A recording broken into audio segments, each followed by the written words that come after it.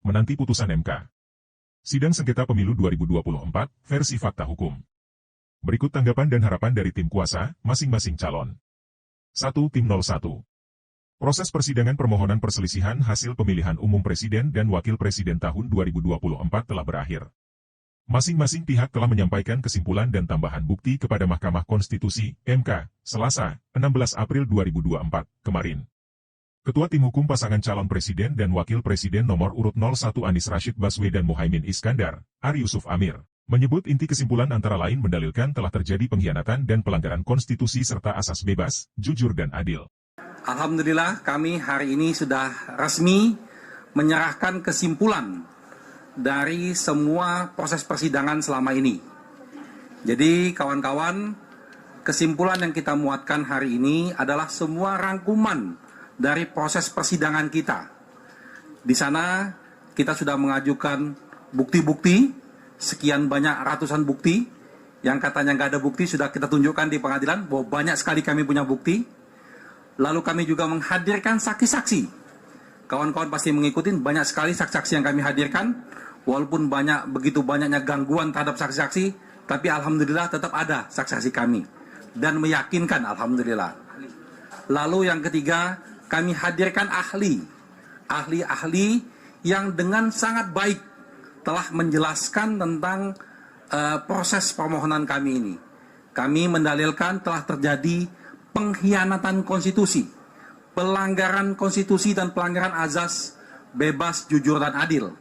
Dan alhamdulillah ahli-ahli kita, baik itu ahli dari keuangan negara, ahli tata negara, ahli survei, ahli IT, ahli administrasi negara, telah menjelaskan dengan clear dan sangat profesional bahwa peristiwa yang kami dalilkan sangat bisa dipertanggungjawabkan untuk betul-betul menjadikan bahan pertimbangan bagi hakim.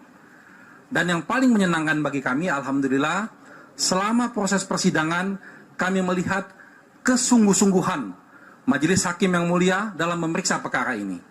Jadi kalau di awal-awal diragukan bahwa ini prosesnya adalah proses tentang hasil, bukan lagi proses tentang kaitan dengan substansi, bahwa ini kuantitatif, tidak bisa kualitatif. Ternyata dalam proses persidangan, kawan-kawan telah menyaksikan hakim menggali yang substantifnya. Hakim menggali tentang kualitas pemilunya. Jadi tidak sama sekali membahas tentang angka-angka di sana. Alhamdulillah. Jadi harapan kami sudah terlaksana dengan baik dan kami sudah sangat puas dengan proses persidangan ini. Tinggal di ujungnya. Sama-sama kita menunggu hasilnya. Kalau kami sangat optimis, sangat yakin. Mas Heru, sini Mas Heru. Sangat yakin dan sangat optimis permohonan kami akan dikabulkan. Tinggal sekarang kita sama-sama mendoakan semua majelis hakim yang mulia ini diberikan keteguhan hati, keberanian, ketegasan dalam memberikan putusan yang seadil-adilnya.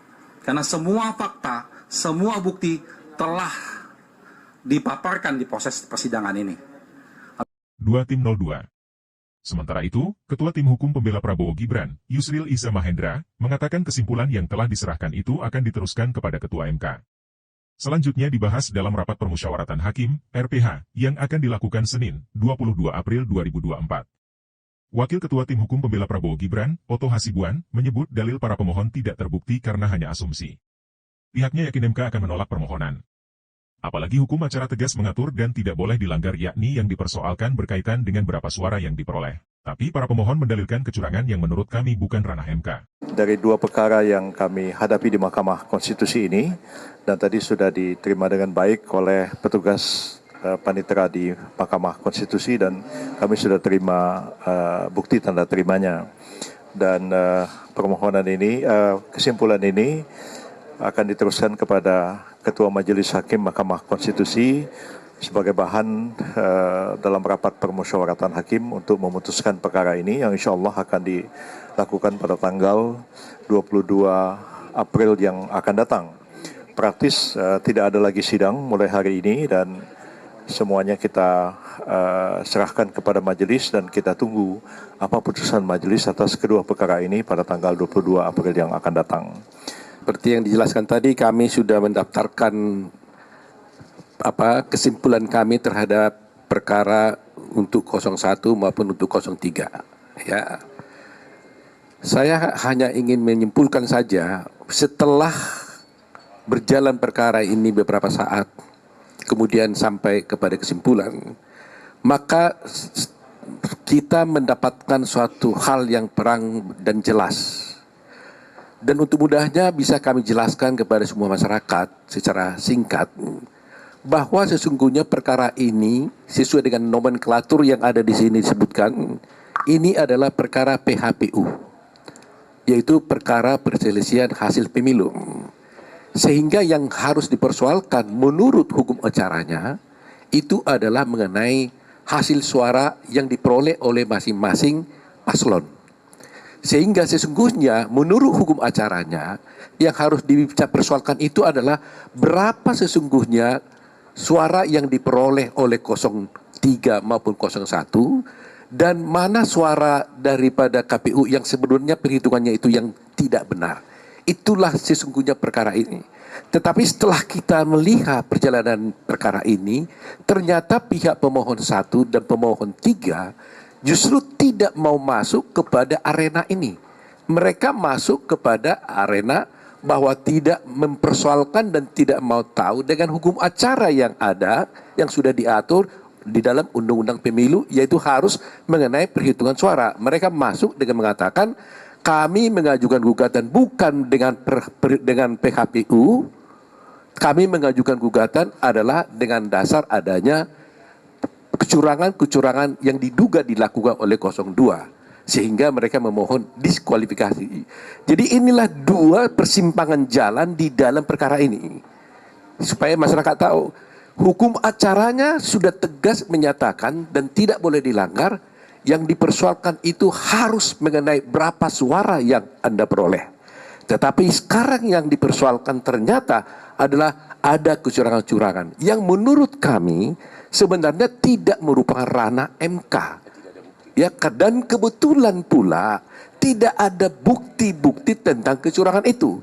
Khusus di kasus ini kami sampaikan di 01 ada 19 yang dituduhkan kepada 02 bahwa melakukan suatu kecurangan.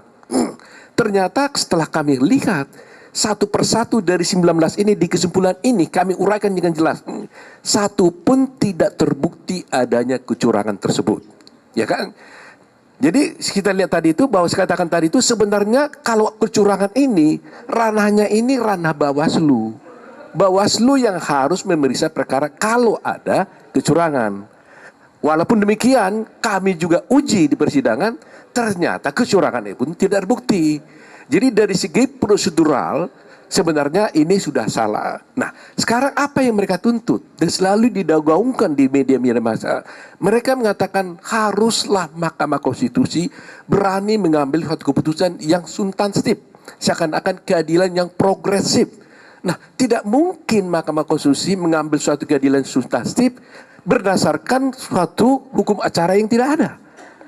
Kalau tidak ada hukum acaranya, tidak ada aturan mainnya, bolehlah kita mengambil suatu res finding, penemuan hukum. Tapi kalau sudah diatur acaranya seperti ini, hukum acara seperti ini, aturan mainnya seperti ini nggak boleh ditabrak. Karena hukum acara itu adalah hukum yang menegakkan hukum material. Gitu loh, tanpa adanya hukum acara, hukum materialnya tidak akan tegak. Coba bayangkan ada suatu peristiwa pidana, tapi hukum acaranya dipakai berbeda-beda, ya akan kacau balau. Katakanlah umpamanya hukum acaranya banding 14 hari umpamanya. Lantas yang lain mengatakan enggak, saya boleh 7 hari. Yang lain bilang bisa hanya 2 hari. Kan kacau. Dan hal itu membuat tidak adanya kepastian hukum dan keadilan. Jadi inilah supaya masyarakat tahu bahwa ada dua pemikiran dan persimpangan jalan. Kami tetap berprinsip kepada hukum positif, hukum yang berlaku, yang sudah diatur dalam Undang-Undang Pemilu. Bahwa perkara yang harus diperiksa di dalam perkara ini haruslah mengenai perolehan jumlah suara yang diperoleh oleh masing-masing paslon. Bukan mengenai soal kecurangan-kecurangan. Itulah penjelasan kami ya. 3 Tim 03. Ketua Tim Hukum Capres-Cawapres nomor urut 03 Ganjar Pranowo Moch Mahfud MD, Todung Mulya Lubis, menyebutkan dalam kesimpulan memuat berbagai hal antara lain terjadi pelanggaran etika yang terjadi dengan kasat mata dimulai dari terbitnya putusan MK nomor 90 PU21 2023. Antara lain mendalilkan telah terjadi pelanggaran konstitusi, memberikan bukti tambahan, menilai cukup alasan bagi MK untuk melakukan pemungutan suara ulang, dalil pemohon dinilai tak terbukti dan hanya asumsi. KPU yakin MK memutus perkara ya. Nah, kalau kita bicara mengenai kesimpulan ini memang tidak dibacakan, saudara-saudara. Ya, tapi majelis hakim ya akan menggunakan kesimpulan ini sebagai bahan untuk membuat putusan yang akan dibacakan pada tanggal 22. Nah, sebagaimana kita ketahui, kami dalam permohonan PHPU, dan itu kami ulangi dalam kesimpulan yang kami sampaikan.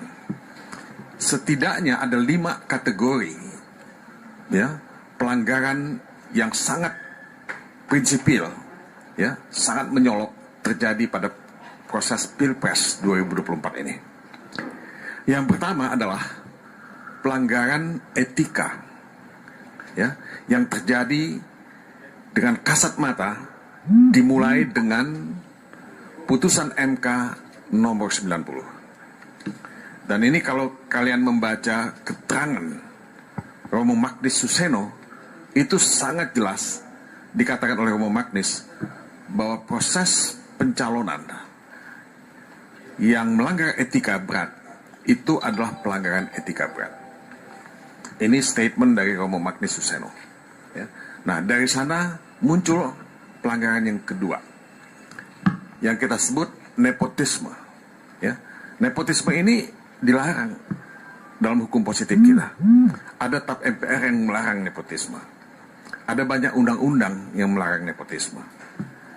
Dan kalau kita melihat apa yang dilakukan oleh Presiden Jokowi, ya, mendorong anak dan menantunya, ya, itu adalah bagian dari nepotisme, ya, membangun satu dinasti, ya, kekuasaan yang menurut kami, ya, melanggar etika seperti yang dikatakan oleh Romo Magnis Suseno. Ya. Nah, itu pelanggaran yang kedua. Yang ketiga apa? Yang ketiga itu adalah abuse of power yang sangat terkoordinir, sangat masif gitu. Dan ini terjadi di mana-mana gitu.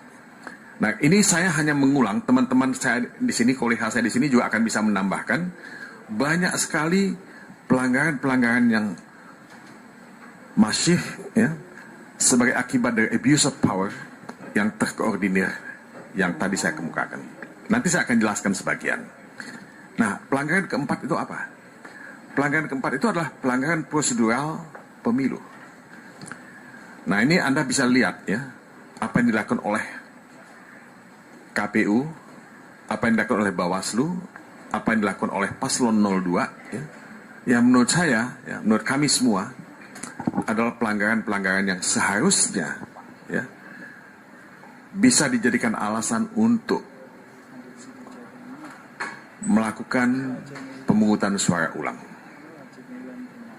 Nah, yang terakhir adalah penyalahgunaan aplikasi IT di KPU. Yang kita lihat, ya, ujung-ujungnya menimbulkan kekacauan, kontroversi, dan ada yang mengatakan menimbulkan penggelembungan suara. Beberapa saksi, termasuk yang kemarin viral, keterangan dari Roy Suryo, itu bicara mengenai angka, ya, yang sangat besar, ya. Saudara Ali Maksum, ya, dia tidak menjadi saksi tapi bertemu dengan kami. Dia menyebut angka lebih dari 50 juta, ya, angka siluman, ya, dalam DPT. Saudara Anas bicara mengenai 32 juta, ya, angka yang harus kita pertanyakan dalam dokumen, ya, C1 hasil. Semua ini adalah bukti-bukti yang nyata yang bisa dijadikan dasar oleh MK. Dan MK tidak akan kehilangan pijakan untuk memeriksa perkara ini. Ya, apalagi kalau MK menjaga martabat marwahnya MK sendiri. Jadi saudara-saudara, ya, ini beberapa hal yang saya ingin sampaikan. Singkatnya, kami tetap pada petitum kami. Ya, tetap pada petitum kami ingin diskualifikasi paslon 02, kami ingin ada pemungutan suara ulang di seluruh Indonesia. Ya, dan MK mempunyai dasar yang kuat untuk melakukan itu.